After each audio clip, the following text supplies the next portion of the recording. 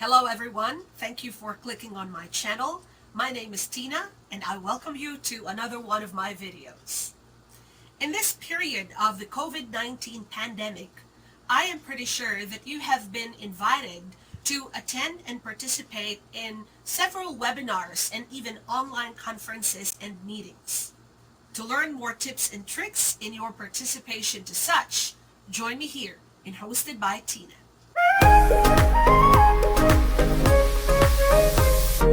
If this is your first time on the channel, I make videos on job readiness, workplace skills, communication skills, and some tutorials.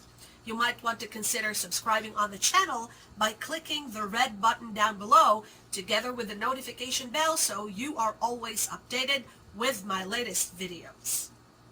If you are wondering about some tips and tricks, or maybe even behaviors and etiquettes that are closely associated with attending webinars and online conferences, then you are watching the correct video. The very first tip that we would like to strongly mention is for you to make sure that the appropriate software or online application is installed properly in your gadgets. May it be your desktop, your laptop, or even your mobile phones. When we say installed properly, that would also mean you checking if it would run smoothly and the loading of the program components are fully accessible and functional. Just like recently, a lot of us have been introduced with Zoom Cloud Meeting. This is a little similar to Skype, which most of us have been familiar with. But of course, being two different online applications, they also have some differences and special features. Having said that, we also recommend that you familiarize yourself with the program environment. You have to at least know where to click, where to look, and what not to click. The next two tips that I have for you are something that I have mentioned in one of my previous videos. You can access that video about working from home and what to bear in mind when working from home through this button up there. If you click that, that would lead you to the video I am telling you about. Second tip is for you to dress appropriately for the event. Never ever think that, oh, I am at home and people would be seeing me through their screens, and the attendees, I think, will also be somewhat very comfortable and wouldn't have worried on their attire.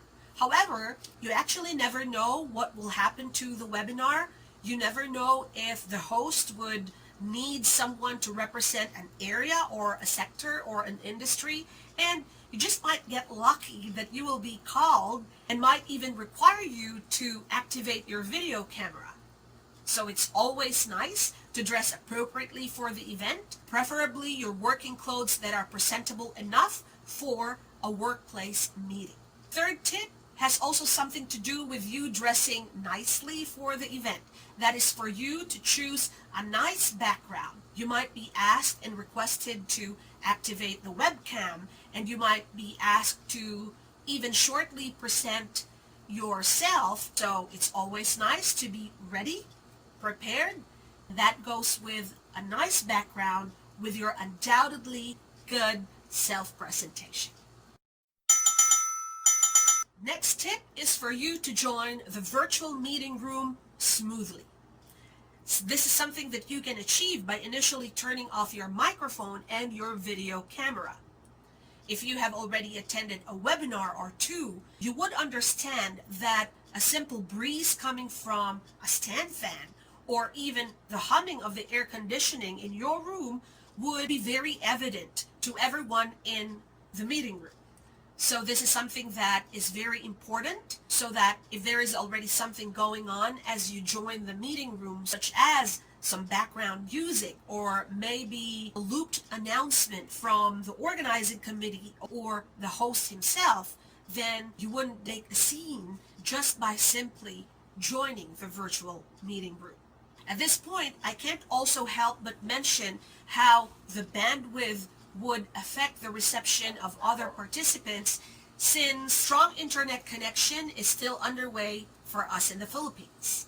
So to help other participants really have a good view and a good audio reception of what is being delivered and talked about in the webinar, it would again help to turn off your microphone and your video camera.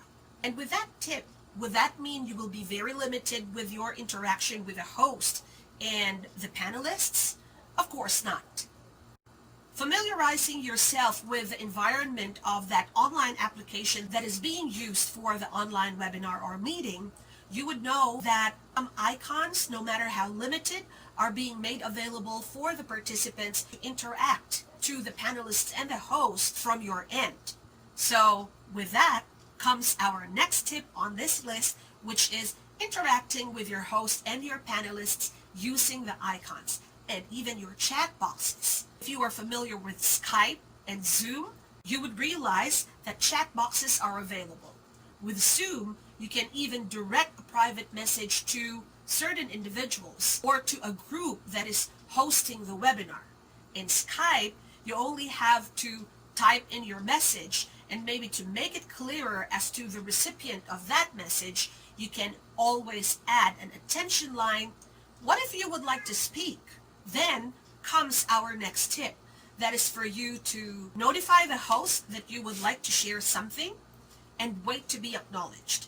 Because there is nothing more distracting than having overlapping voices. The host will always be there to put all our speakers in their proper order of speaking and presentation. Our seventh and last tip on this video is for you to fully participate in the webinar. And in saying that, we mean that you stay up to the end of the conference. Some organizations would only issue the instruction on how to get the certificates at the very end of the webinar. So again, our strong suggestion is for you to stay up to the end of the webinar, and that would mean fully participating in the online conference. Thank you for having me on your screens today. Once again, my name is Tina Dela Cruz, hosted by Tina. Ta-da!